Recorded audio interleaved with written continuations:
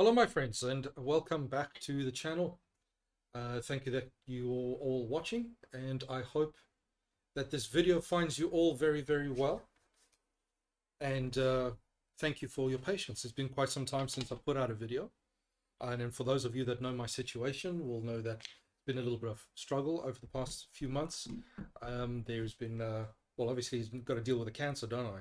And then I've also moved house, and there's been the COVID, and my wife has been in and out of surgery. So, yeah, and I've needed to sort of get my head straight on a lot of stuff as well, because the chemotherapy and the attention deficit disorder are they don't like each other. Sort of things. It's really difficult. So I've had to come right before I produce videos. Otherwise, your pathologies come through and stuff like that if you don't get yourself in check, isn't it? And you end up doing damage rather than doing good. So anyway, so today we're going to continue another video on the series of Bible contradictions, right? And as we saw in the title screen, if I go back to it, the Bible contradiction number 21, it is, what tribe was Aijalon from? And if we go straight back to the document in question, this was produced by some atheists a while ago. This is a graphic that they did with all the Bible contradictions, the Reason Project, where the pretense of reason. Let's be quite honest. And this was all their 400 odd, 300 odd. There we go, 400 odd Bible contradictions. And for those of you that have been watching the channel so far, you can see that so far these contradictions don't really amount to much. So we are interested today in this particular one over here. What tribe was Aijalon from? Now the reason it is 22 rather than 21, the way I've numbered for my videos, because further up they repeated two questions, and so I just continued with the numbering. So there's always going to be a discrepancy in the numbering. Right, so the question is, what tribe was Aijalon from? And these are supposedly the offending scriptures, shall we say.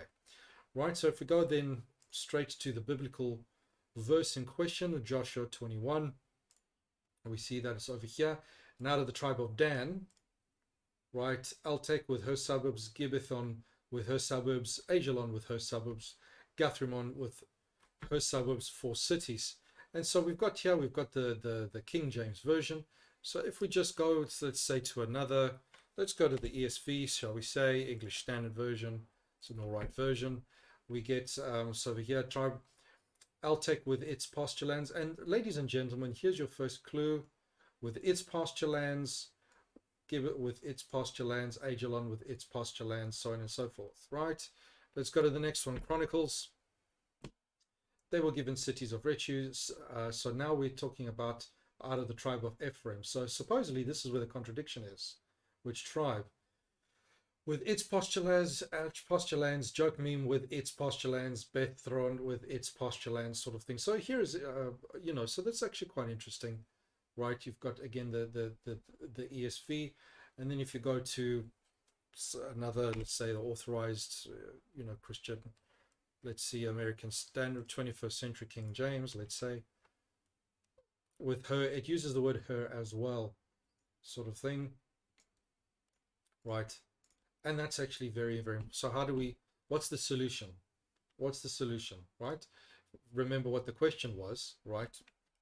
If we go back to the thing, right? What tribe was Aijalon from? So ladies and gentlemen, if we read the thing very carefully, where it says it or her, there's your question, there's your answer, it's right in the thing, right? Aijalon, where it says from Aijalon with its suburbs and so on and so forth, right? We're not talking about a person, right? It's not referring to a person. It's referring to land or a piece of property, right? So what we actually get from the discrepancy in these texts, right, is that between the events happening in Joshua and the events happening in Chronicles, which I will remind you is a period of is quite a substantial time frame. So what you get from the sense that you get from this particular so-called discrepancy is that this piece of land has changed hands, right? Different people or different tribes, shall we say, owned it at different times in history. And it's that simple, right? There's not really much else to say about it. So is it a contradiction? The answer is no. It is not a contradiction in the slightest. Now, again, something that I like to do on this channel, oh, stiff neck. I like to do on this channel is, let's suppose and say it was a contradiction. Let's, for the argument's sake, say that it was a contradiction, that it actually was talking about an individual, and that Chronicles and Joshua recorded this particular individual from two different places. What would that mean? Well, first of all, it still wouldn't necessarily mean you have a contradiction, because it's possible in a period of within a period of several maybe 100 years or so or more, that you have talking about two different people, isn't it, with the same name. It happens, right? Where I work, there's more than one Nigel, there's more than one Neil, there's more than one Martin, okay, where I work. And it was not uncommon in those days for certain names to be popular and for more than one person to have the same name, right? So even if it was talking about a person, it still wouldn't necessarily be a problem. But let's say it was talking about the same person, right? Do we have a problem? And the answer is still no. You might have a contradiction, but you have a contradiction in terms of record keeping. You don't have a problem here in terms of doctrine. What doctrine does this affect? It doesn't affect any doctrine whatsoever, because forget about the straw man idea of biblical infallibility and all that kind of stuff, right? Sensible Christians have always known that the Bible is something that is not, unlike the Quran, for example, it's not directly dictated, it's by inspiration. But the individual is always writing from their own perspective, right? So if they saw something in a particular way, and then someone standing on, if I'm standing on this side of the wall and I describe something, and then someone standing from the other side of the wall is sort of seeing something from a different, we might describe things differently, right? It's just part of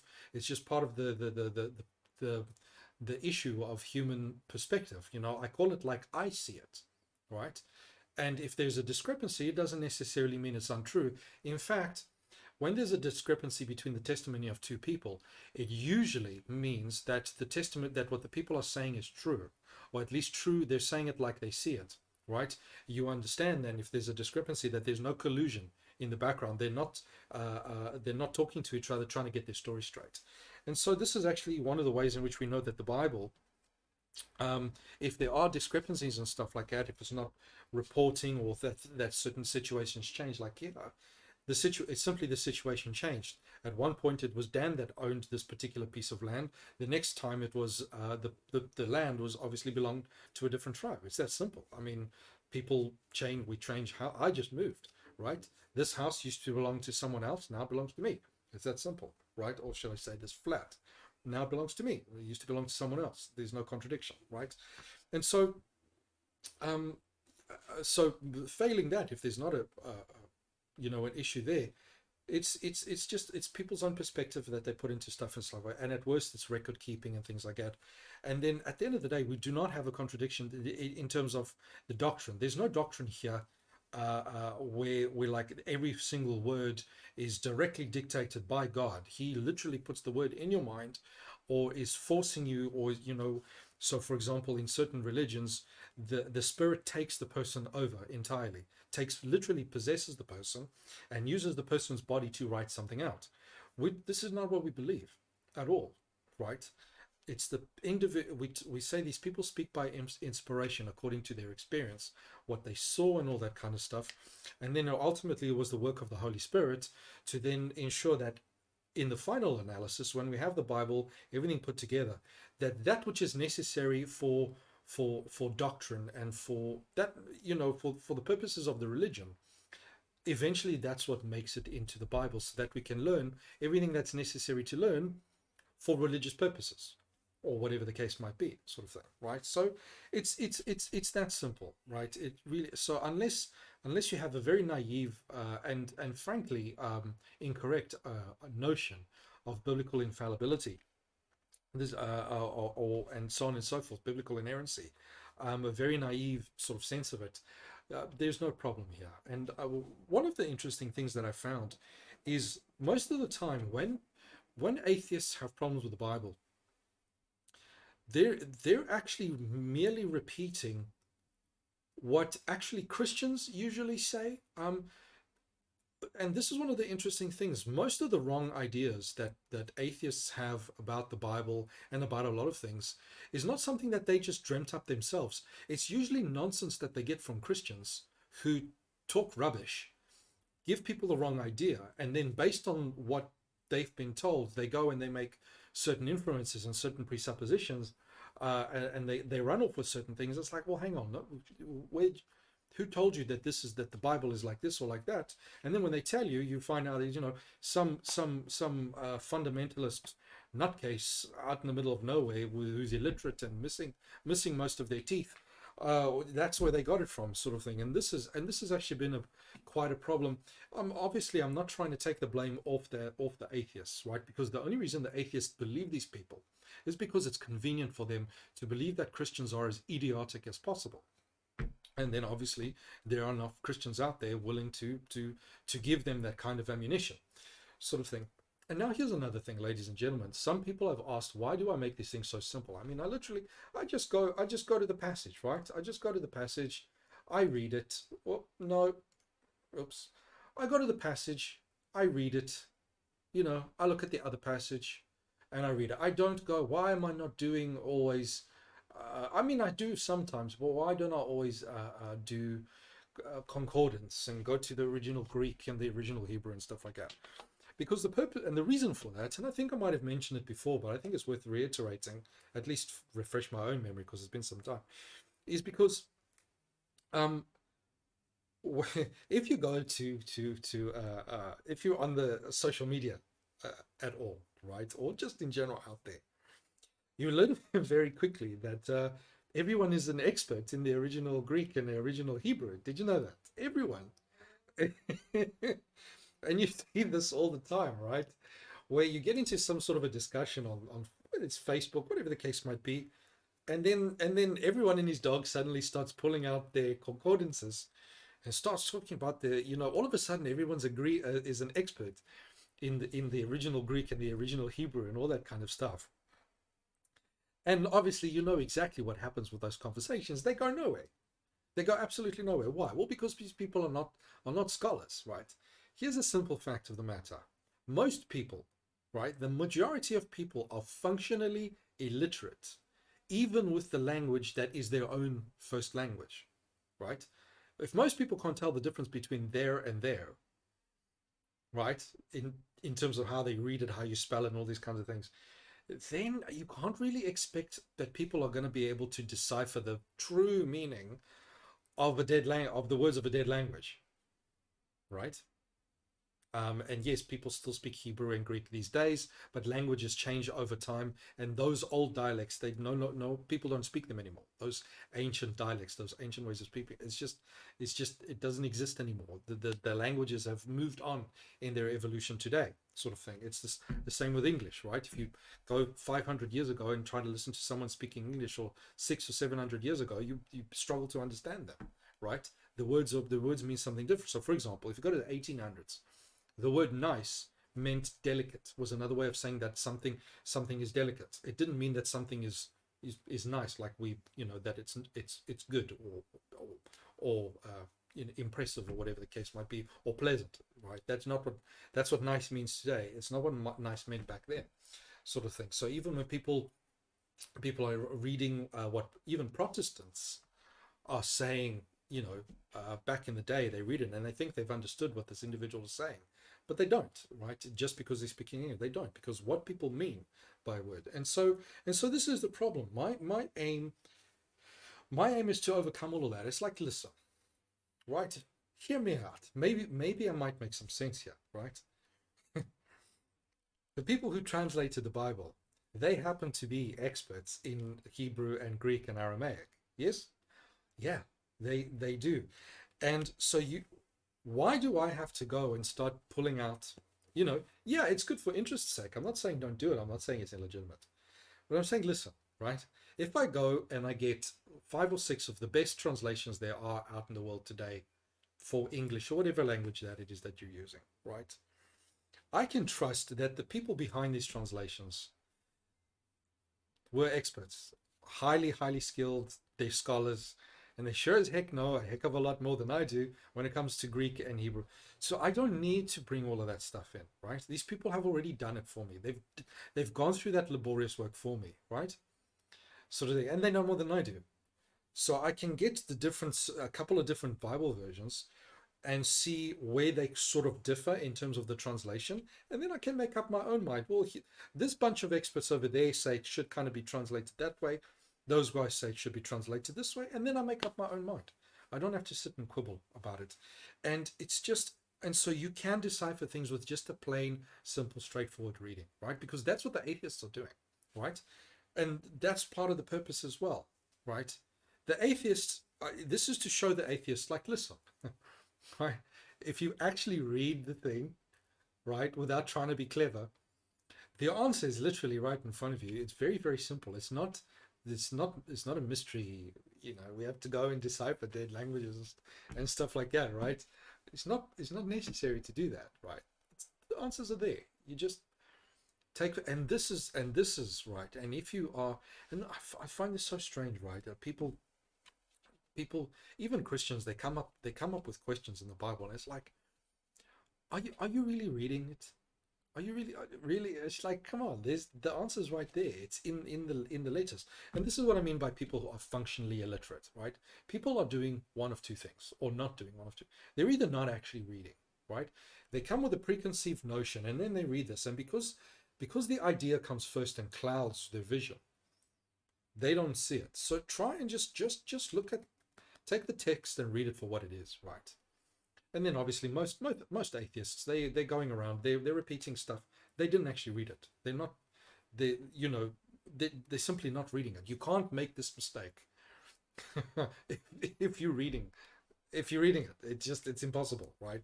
It's a silly mistake. And then other people are just functionally illiterate. And so what do I mean by functional illiteracy?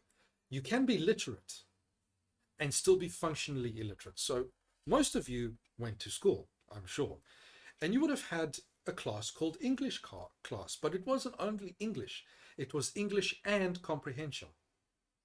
So the basic, when you're a child, they teach you how to read, right? I can see that word is, I can go to the text and I can see, right, families of, I can read each and every individual word. But functional literacy is being able to take the thing as a whole and understand what it's trying to say, what the whole thing means. And that's where comprehension comes in, right? A lot of people there, they can read the individual words and they can understand more or less what the individual word means, but they lack the capacity of comprehension, whereas to take the whole thing as a whole and understand what all of these words mean, not just on their own, but what they mean within the text, within the context, as it were, right? And so that's where the functional illiteracy, the person is functionally illiterate. Yes, they can read, but their reading is not good enough in order to perform the most basic function of understanding what the words, as they occur together, not individually, together mean. And here's a prime example of functional illiteracy, is those people who, when it comes to the doctrine of the Trinity, they go into the Bible and they're looking for the word Trinity in the Bible. There is no ability, there's no capacity in the person's brain for them to realize, oh, hang on, the word refers to a concept. And if the concept is there, I don't need to find the word there. The word doesn't have to be there for the concept to be there, right? Because the concept can be brought about using other words. I don't have to use that one word to bring. I can talk about the Trinity all day without ever using the word, right? I can see a person write something about the Godhead, and the person doesn't have to use the word Trinity at all for me to know that they're talking, that this person is got the concept of the Trinity there. For example, if they talk about essence energy distinctions, right? They talk about Father, Son, Holy Spirit sharing a divine essence but having three different personalities, etc., right? They don't have to actually use the word the Trinity. And this is the problem with people who are functionally illiterate. They look at the word, they only see the one word for what that word means in isolation, and that's it. And this is also how a lot of people quote scripture, right? If, for example, the person wants to see say something about whatever it is, and they just look for the word. If this verse contains the word that I have in my mind, therefore the verse is saying what I think it says.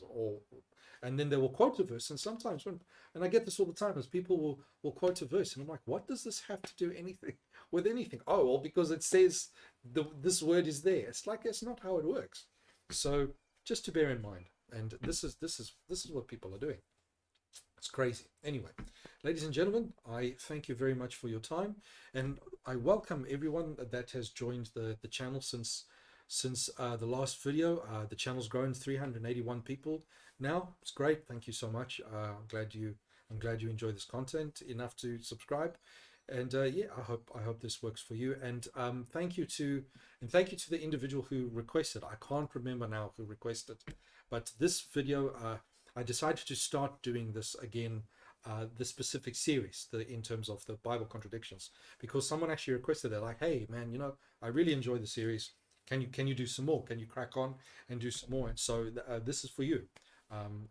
Sorry that I forget your name now offhand, but this is for you. Thank you so much, and I hope you enjoy it and it is of some benefit to you. Anyway, ladies and gentlemen, I thank you and goodbye.